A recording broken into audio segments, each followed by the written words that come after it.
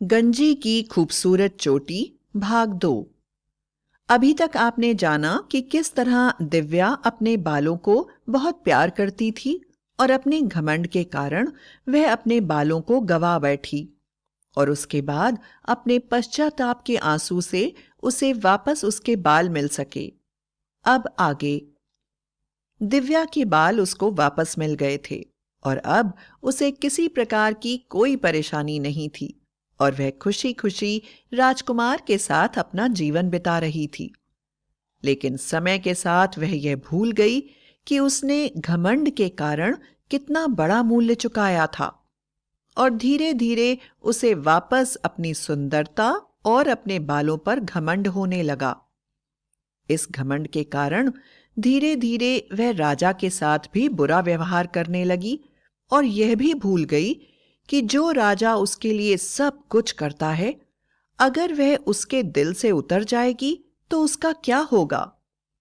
किंतु वह अपने घमंड में हमेशा राजा का अपमान करने लगी। राजा उससे जो भी बात किया करता वह उसे कभी नहीं मानती, बल्कि राजा को कहती, तुम चुप रहो, तुम्हें क्या पता, मैं इतनी खूबसूरत हूं, मैं इतने लोगों से मिलती हूं, मुझे तुमसे ज्यादा जानकारी है, तुम मुझे ज्ञान देने की कोशिश मत किया करो। राजा से ज्यादा गलत काम करवाती। राजा उसकी इच्छा तो पूरी कर देता, पर मन ही मन उससे नफरत करने लगा। वह प्रजा के लिए नए नए कानून बना देती थी। उसे जो अच्छा लगता राजा पर दबाव डालती और राजा को नियम बनाने पड़ते। कभी कहती, धूप सिर्फ मेरे महल में आएगी और बाकी लोगों को अपने घरों की छत पर तंबू लगवाने पड़ेंगे। कभी कहती, मेरे महल में बारिश नहीं होनी चाहिए और राजा को पूरे महल को पानी से बचाने के लिए कनात लगवाने पड़ते। यदि राजा ऐसा ना करता तो महल में बड़ा उधम मचाती और सबके साथ बुरा व्यवहार करती। इसलिए राजा उसकी बात मानता था। राजा को लगता था कि वह जल्दी से जल्दी उसकी बात मानकर उसे अपने पास से दूर भेज दे, पर वह समझती थी कि राजा उसे बहुत प्यार करता है। पर राजा जल्दी से जल्दी उससे पीछा छुड़ाने के लिए उपाय ढूंढ रहा था। एक बार दिव्या की एक दासी उसके बालों पर तेल लगा रही थी। उसने उससे पूछा, महारानी, आपके बाल इतने खूबसूरत कैसे बने? क्या आप इसका राज हमें नहीं बताएंगी? उसकी बात सुनते ही घमंड से दिव्या बोली, तुम्हें अपनी औकात देखकर बात करनी चाहिए। तुम एक काम करने वाली हो और मेरे जैसे बाल रखना चाहती हो। तुम्हारी हिम्मत कैसे हुई मुझसे यह पूछने की? तुम्हारी इस बात के लिए मैं तुम्हें मृत्युदंड देती हूं। दिव्या की बात सुनकर सभी दासियां बड़ी ही हैरान रह गईं, क्योंकि इससे पहले वह सभी से बहुत प्रेम से बात किया करती थी। अभी भी उनको विश्वास नहीं हो रहा था कि उनकी महारानी उनके साथ ऐसा कर सकती है। दिव्या ने अपने पति पर जोर डालकर उस दासी को मृत्युदंड दिलवा दिया और पूरे राज्य में मुनादी करा दी कि राज्य की कोई भी स्त्री अपने बाल कंधे से नीचे लंबे नहीं रख सकती और यदि किसी ने ऐसा अपराध किया तो उसे मृत्युदंड दिया जाएगा। रानी के इस अत्याचार की पूरे राज्य में चर्चा होने लगी और सभी उसकी बुराई करने लगे कि भला यह कैसा कानून है। लेकिन राजकुमारी इतनी घमंडी थी कि वह अपने आप को बहुत ही विशेष समझती थी, जबकि बाकी लोग धीरे धीरे सभी उससे नफरत करने लगे थे। एक बार एक साहूकार की बेटी के बाल बड़े खूबसूरत थे। उसने बाल कटवाने के डर से अपने घर से निकलना बंद कर दिया।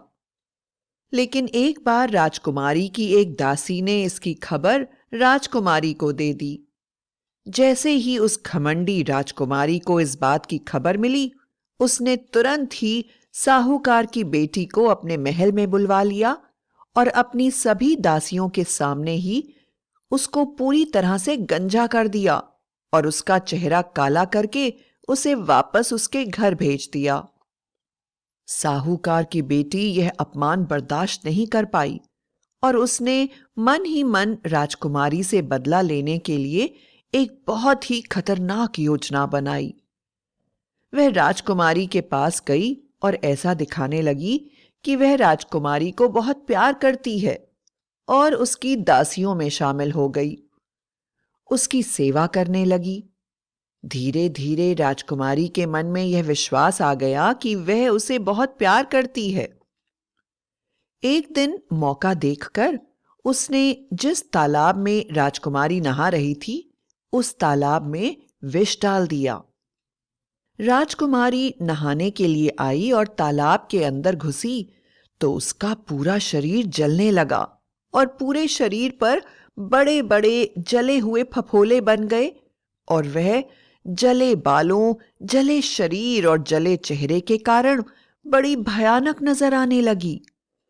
यहां तक कि राजा भी उसका भयानक चेहरा नहीं देखना चाहता था। धीरे धीरे साहूकार की बेटी अपने अच्छे स्वभाव के कारण राजा को बहुत अच्छी लगने लगी और राजा ने राजकुमारी को छोड़कर साहूकार की बेटी से विवाह कर लिया। दिव्या को समझ में नहीं आया कि ऐसा कैसे हो सकता है। वह तो अपने आप को राजा के लिए बड़ा ही विशेष समझती थी, पर राजा ने एक क्षण में उसे अपने से अलग कर दिया था। विवाह के बाद साहूकार की बेटी ने सबसे पहले पूरे गांव में मुनादी करा दी कि किसी महिला को भी अपने बाल काटने की आवश्यकता नहीं है और राज्य में जो जैसे चाहे वैसे रह सकता है। दूसरे, उसने राजकुमारी को हमेशा के लिए राजा से दूर कर दिया और उसने राजा से कहा, राजकुमारी बड़ी ही बदसूरत है और उसके शरीर पर जले हुए निशान हैं, जिसे देखकर मुझे उससे बहुत डर लगता है। इसलिए मैं चाहती हूं कि आप उसे राजमहल से बाहर निकाल दें और महल के बाहर एक पिंजरा बनवाकर उसमें उसे रख दें, ताकि उसे देखकर दोबारा दुनिया में कोई इस तरह का घमंड और अन्याय ना करे।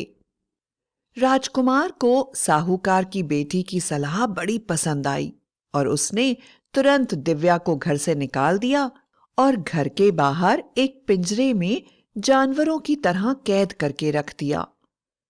धीरे धीरे दिव्या को समझ में आने लगा कि उसने कितनी बड़ी गलती की है और किस तरह अपनी गलत बातों के कारण वह राजा के दिल से उतर गई है और राजा उसके बदले अब साहूकार की बेटी को ज्यादा प्यार करने लगा है।